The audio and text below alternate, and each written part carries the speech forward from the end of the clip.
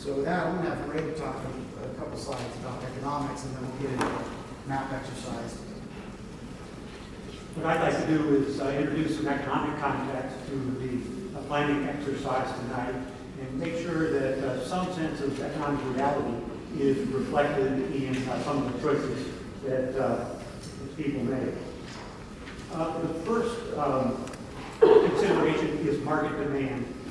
We want to plan for types of uses and amounts of uses that realistically could be supported in the marketplace over the 20-plus year planning horizon that we're talking about. So for purposes of the exercise tonight, I've just got some numbers that we can use as kind of parameters to guide that discussion.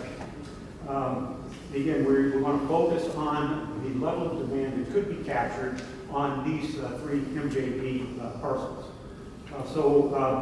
First category of use is residential. As Rachel said, the population target for Anacortes over the next 20 years would require 2,600 new housing units. Now, historically, about 80% of housing units in the city have been single family. But if we look at that, the amount that is in multifamily units increasing to say 30% over that time, that would require 700 plus multifamily housing units. And a significant portion of that could be captured at this particular site, or these three sites. Just like to distinguish between traditional multifamily uses, be they apartments or condominiums, we see that up to 350 of those types of units could be captured on these sites. But also recognize that there's a demand for some higher density single family uses. That might take the form of townhouses, it might take the form of smaller lot cottage housing. Certainly see the potential of up to 100 units on these sites of that particular type. Potential for retail. Retail has come up a lot in previous meetings. People recognize that there are some gaps in what's available in the local area. Also can document the leakage of local residential dollars spent that goes outside the community. There were some numbers that were introduced as part of the Anacortes Futures Project. Potential demand citywide of 140,000 to 190,000 over a 20-year period. And we think that's probably a pretty realistic range even today for the next 20 years. And again, there's a significant opportunity to capture a portion of that demand on these properties. In particular, we see the demand for general merchandise outlet that could recapture a significant portion of the retail leakage. That type of facility could range anywhere from 100,000 square feet to 150,000 square feet. That's kind of a range that those kind of retailers like to see in their facility. That's a range that allows for a wide variety of goods, and I think would represent a significant increase in the availability of retail goods within the community. But in addition to that, there's potential for some smaller scale retail that would be smaller shops, could be restaurants. You can see that up to 50,000 square feet over this period could be captured in residential buildings of that size and type. Obviously, potential for office as well. We see maybe up to 100,000 square feet of office space on the site within this time period. And that could be a combination of types of office uses. So it might be some single tenant headquarters offices for some new or expanded businesses in the community. Could be various local serving retailers, like real estate offices, insurance offices, for lodging rooms, particularly when you look at the range of visitor opportunities that there are in this area. And I think for purposes of this exercise, there are two types of lodging facilities that you might want to look at accommodating with this area.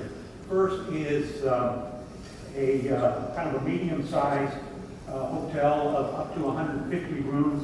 This might be a full-service hotel that could include a significant amount of meeting space. Now, this kind of hotel could provide event space for a variety of events within the community. We also see the potential for maybe a smaller facility, what's often referred to as a boutique hotel, maybe more similar to the Majestic Inn here in town, but that could be anywhere from 40 to 70 rooms. So again, it's kind of an opportunity that you might want to consider as you plan for the site. And finally, we want to look at potential for industrial use. We don't have a number that's related specifically to this site, but the employment projections in the industrial sector over the next 20 years would provide for an additional 700 some industrial jobs. And those jobs could require 30 acres plus or minus to accommodate them. Could be a combination of general industrial, could be marine industrial. But again, that's a number that would be supportable citywide, and again, a portion of that could be accommodated on these properties.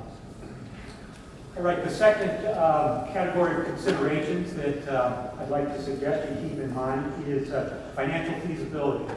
Again, if a project doesn't provide an adequate rate of return to the property owner or developer, nothing's going to happen. And generally, for a project to be feasible, the value of the new development has to exceed its cost. And that value is determined by a lot of things, often related to sales prices and rents. And some of those are just related to the market and maybe beyond the control of the developer and beyond the control of the community. But things on the cost side oftentimes are within that control. So costs are affected by needs for roads and utilities throughout the site. They're related to how parking is provided for. If parking can be provided on the surface or whether it requires an expensive structure. And also the extent to which amenities are provided on site, be they plazas or trails or parks. Now it's possible through public-private partnerships that can enhance the feasibility through some kind of cost sharing and allocation of benefit between the public and private sector. But the other factor that really affects feasibility is density. And to be able to accommodate a higher level of density that spreads the kind of economic base of the project, allows you to spread those costs over a larger base, and it can make the project feasible. And I should add that additional density is often allowed in communities only in return for a provision of public benefits. So there's an incentive component there. And so you might not get into that in the exercise tonight. It's something to think about longer term. And finally, there are considerations related to broader community economic benefit. First, the community economic benefit is fiscal. There are additional revenues that result from new development, and those revenues can support cost of public services and facilities. It takes the form of additional assessed value, additional retail sales tax on construction and on purchases. And I know there's also considerations of additional costs of public services, and we don't want to ignore that, but recognize that particularly in the case of recapturing retail sales that are leaking to other communities, very little cost of public services associated with that recapture activity, and pretty much all the revenues are net new. Obviously, new development can accommodate new businesses, creates jobs and wages in the community. New development has a multiplier effect, and so that's the money circulates through the economy. And that's important because those additional dollars are really spread throughout the community to businesses of all types. It goes well beyond just the new businesses themselves. And finally, there are some new visitor-related uses that could benefit the tourism industry as a whole. As I mentioned, you're probably underserved for hotel rooms in this area to the extent that if you can provide that new visitor infrastructure, there's a potential for new support for a variety of other businesses within the community. That's all.